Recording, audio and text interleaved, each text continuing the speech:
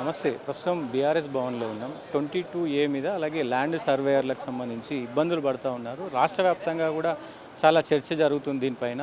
ఒకవైపు చాలా ఇబ్బంది పడుతున్నారు. 22Aకి సంబంధించిన వాళ్ళు ల్యాండ్ సర్వేయర్లు. వాళ్ళకైతే దాదాపు 6500 ఉద్యోగాలు ఇచ్చినామని చెప్పి గొప్పగా మరి ఏదైతే శిల్పకళా వేదిక సాక్షిగా మరి ఆ ఉత్తర్వులు ఇచ్చారు. ఆ ఉత్తర్వులు మాత్రం అవి ఉట్టి ఉత్తర్వులుగా పోయినాయని వాళ్ళు ఆరోపిస్తున్నారు. మాట్లాడడం తులా ఉమ్మా గారు ఉన్నారు, బీఆర్ఎస్ లీడర్. మేడం ఏం చెప్తారు?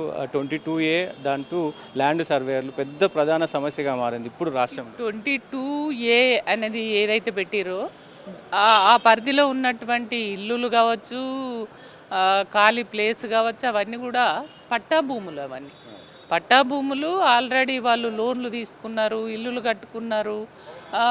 30, 40, 50 ఏళ్ళ నుంచి అక్కడ వాళ్ళు నివసిస్తున్నారు.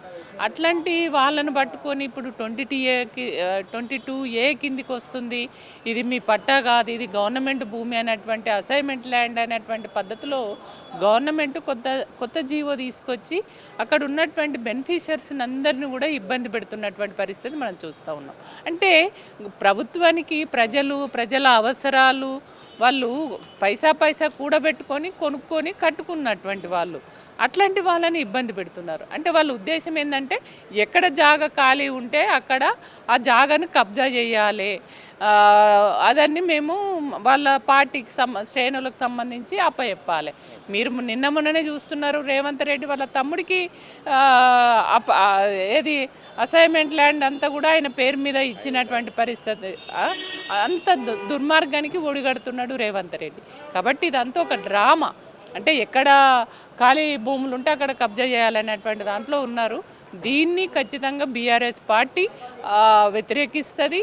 ప్రజలకు అక్కడ ఎవరైతే ఇల్లులు కట్టుకొని భూములు ఉండి భూములు అంటే పోతాయేమన్నటువంటి ఆందోళనతో, బాధతో ఎవరైతే ఉన్నారో ఆ బాధపడేటువంటి ప్రజలందరికీ మేము అండగా ఉంటాం. ఇప్పుడు అవి ఈఎంఐలు కడుతూ ఉన్నారు మేడం, వాళ్ళకు అమ్ముకోలేని పరిస్థితి, ఈఎంఐ కట్టలేని పరిస్థితి, వాళ్ళు ఏం చేయాలని పరిస్థితి. అదే అందుకని వాళ్ళు ఆందోళన చెందుతున్నారు, బాధపడుతున్నారు. కాబట్టి వాళ్ళకి అండగా ఉంటామని వాళ్ళ తెలంగాణ భవన్కి బెనిఫిషియర్స్ అందరూ కూడా రావడం జరిగింది. మాజీ మంత్రి హరీష్ అన్న గారి నోటీసుకు వారికి చాలామంది దరఖాస్తులు చేసుకున్నారు. అవన్నీ కూడా వారు స్వయంగా విని అర్థం చేసుకున్నారు. ఖచ్చితంగా వాళ్ళకు ఒక భరోసా ఇవ్వడం జరిగింది. ఈ ప్రభుత్వం చేస్తున్నటువంటి పద్ధతి ఏదైతే ఉందో 22A అనేటువంటిది, దీన్ని మేము ఖచ్చితంగా వ్యతిరేకిస్తాం. మీరు ధైర్యంగా ఉండండి, బీఆర్ఎస్ పార్టీ మేము అండగా ఉంటామనేటువంటి ఒక భరోసా. ల్యాండ్ సర్వేయర్లది 6500 ఉద్యోగాలు ఇచ్చినామని వాళ్ళు చెప్తున్నారు. కానీ వాళ్ళకి ఒక్క ఎకరా కొలిస్తే 60 రూపాయలు మాత్రమే ఇస్తారంటే వాళ్ళు గవర్నమెంట్ ఉద్యోగులు కాదని అంటున్నారు. అది కూడా దారుణము. ఇప్పటిదాకా వాళ్ళు కూడా అందరూ వచ్చి ఇవాళ మీటింగ్ పెట్టడం జరిగింది. వాళ్ళకు కూడా మనోధైర్యం బీఆర్ఎస్ పార్టీ హరీష్ అన్న ఇవ్వడం జరిగింది. మీ వెంటనే ఉంటాం, ఖచ్చితంగా అది సరిపోదు. వాళ్ళు చాలా కష్టపడతారు, అసలు రికమ్ అనేది ఉండదు. వాళ్ళు ఇస్తున్నటువంటి డబ్బులు, ట్రైనింగ్ 10,000 తీసుకున్నారు. వాళ్ళు ఇస్తున్నటువంటి 60 రూపాయలు అది ఇద్దరికట. అది అసలు ఎందుకు సరిపోరు వాళ్ళ కుటుంబానికి కానీ వాళ్ళ పిల్లల్ని పోషించుకోవడానికి అసలు దేనికి కూడా సరిపోయినటువంటి పరిస్థితి. కాబట్టి రేవంత్ రెడ్డి అంతా కూడా ప్రజా అవసరాలు అనేది చూడట్లేదు. అంటే నేను అడ్డదారులు అధికారంకి వచ్చినా, అధికారంలో ఉన్నన్ని రోజులు నేను ఎట్లా కూడబెట్టుకోవాలి, ఎట్లా సంచులు నింపుకోవాలి, ప్రజల్ని తెలంగాణను అభివృద్ధి చేద్దాం, ప్రజా అవసరాలను దృష్టిలో పెట్టుకొని అభివృద్ధి చేద్దాం అనేది లేదు. ఇవాళ ఎట్లా దోసుకోవాలి, ఎట్లా జేబులు నింపుకోవాలి అనే దాంట్లోనే రేవంత్ రెడ్డి ఉన్నాడు. ఇవాళ ప్రజలందరూ కూడా అది అర్థమైంది.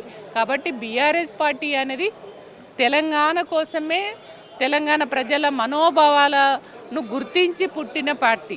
కాబట్టి ఎప్పటికైనా బీఆర్ఎస్ పార్టీ తెలంగాణ ప్రజలకు అండగా ఉంటుంది. ఎక్కడ కష్టాలు, ఎక్కడ బాధలు ఉంటే ఆ బాధలు పోగొట్టడం కోసమే, ప్రజలు బాధలు పడకుండా వాళ్ళకు అండగా ఉండేటువంటి పార్టీ ఏదన్నా ఉందంటే అది బీఆర్ఎస్ పార్టీ.